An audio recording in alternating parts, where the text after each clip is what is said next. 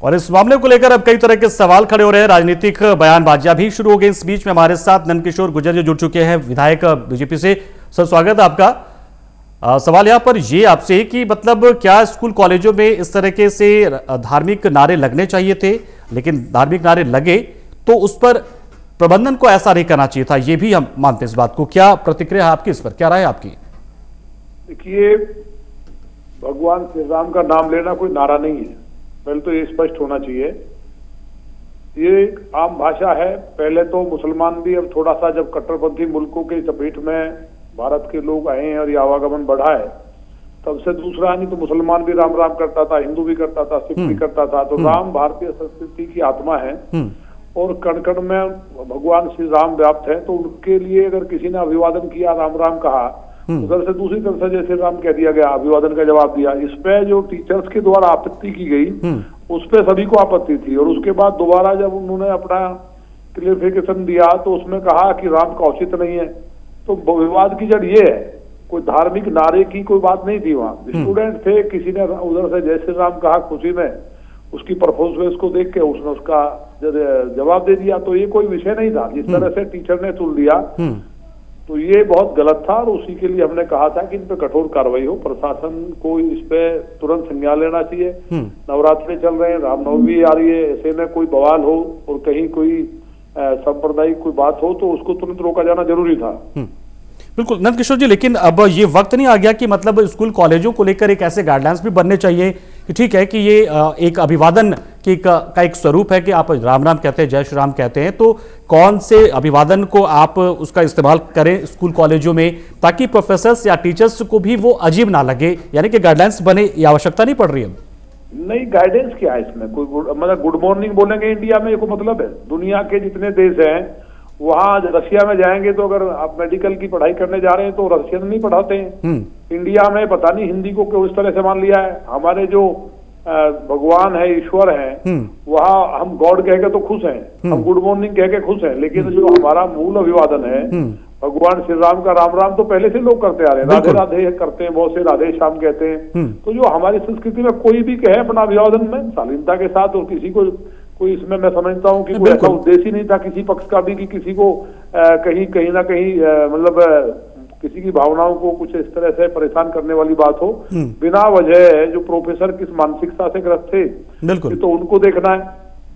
नहीं, मेरा भी सवाल यही है कि प्रोफेसर्स को भी ये क्लियर रहे कि अगर कोई बोलता है तो आप इस तरीके से मंच से किसी को उतारेंगे नहीं। तो प्रोफेसर्स के लिए, उनके लिए मैं ये बोल रहा हूँ कि गाइडलाइंस, क्योंकि उन्हें भी पता नहीं होता, उन्हें लगता है कि सार्वजनिक जगह पे इस तरह के से आप दे रहे हैं तो शायद वो अपनी ओर से एक्शन लेते होंगे। उनके लिए कोई गाइडलाइंस वगैरह बनना चाहिए क्या? नहीं, गाइडलाइंस की कोई बात ही नहीं है, तो स्वतः ही है। ये तो पूरे देश के जितने शिक्षण संस्थान है, मैंने भी इंजीनियरिंग की है, तो वहाँ कभी इस तरह का देखा नहीं गया। ये तो ऐसी घटना पहली हुई है।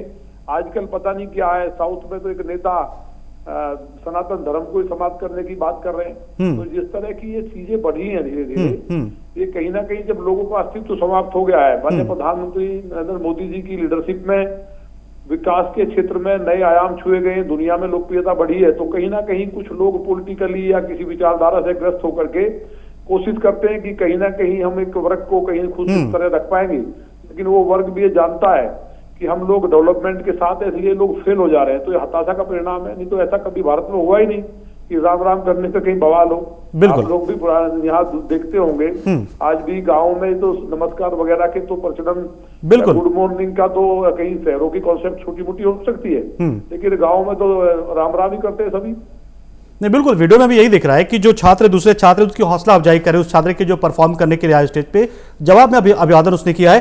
अच्छा, ये प्रोफेसर्स जो हैं जिन्होंने जो ये एक्शन लिया, छात्र को स्टेज से उतार दिया, मंच से उतारा है, और उसके बाद अब कॉलेज प्रबंधन कह रहा है कि हम एक इंटरनल कमेटी बनाएंगे, इंक्वायरी करेंगे, तो इसके बाद से छात्रों और जो प्रोफेसर्स उनके बीच में एक तनाव वगैरह ऐसी स्थिति भी बन सकती है, तो इसको कैसे दूर किया जाएगा? आपसी समझौता करवाया जाएगा कुछ?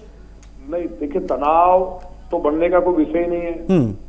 उनको निलंबित किया गया है, ठीक है, लेकिन अगर कि इस पे हमने कमेटी बना दी है तो स्पष्ट है, वीडियो में साफ दिखाई दे रहा है, इसमें कौन सी कमेटी बनाने की आवश्यकता है? विवाद को समाप्त करना चाहिए। इससे ये लगता है कि कहीं ना कहीं कॉलेज की भी जो इनकी कमेटी है, ये जो इनके चेयरमैन है या जो दूसरे लोग हैं, इनकी भी मानसिकता रही है कहीं ना कहीं सपोर्ट करने की, या उनके द्वारा कह करके प्रोफेसर को भेजा गया होगा।